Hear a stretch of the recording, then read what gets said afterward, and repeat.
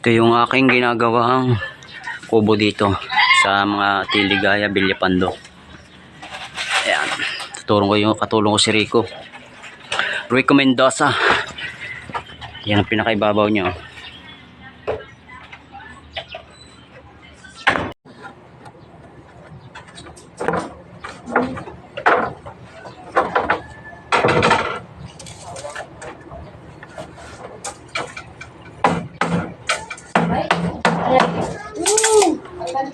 Hindi guys, may tulingan. Next is Leia.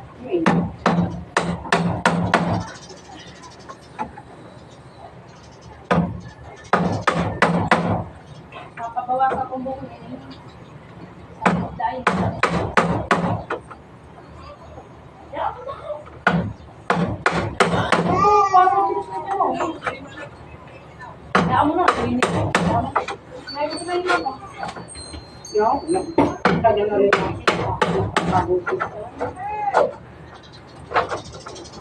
ay, yeah.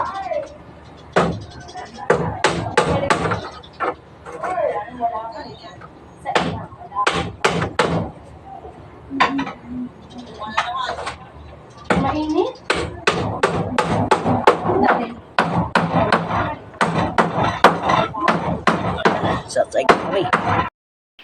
Ayan mga kapandayo, ang next naming ginawa ni Rico.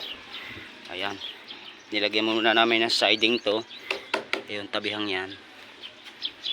Pero may mga sahig na yan, oh. Tapos ito, yan, tatas pa ito, itong bagay brace lang to.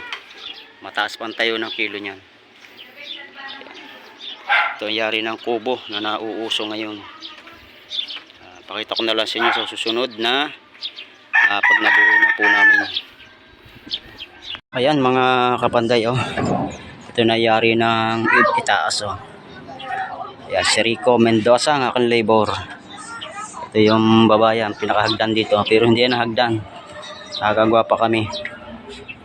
Ayan ang yari, oh. Meron siyang ilalim dito. Sa ilalim may pinakasilong, ito yung pinakaitaas.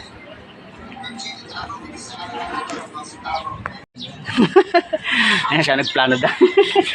Ayan mga panday, ito naman nyo. Medyo may kulimlim na ang ulan. Nagpaambon-ambon na kanina. Ayan, kita naman ninyo.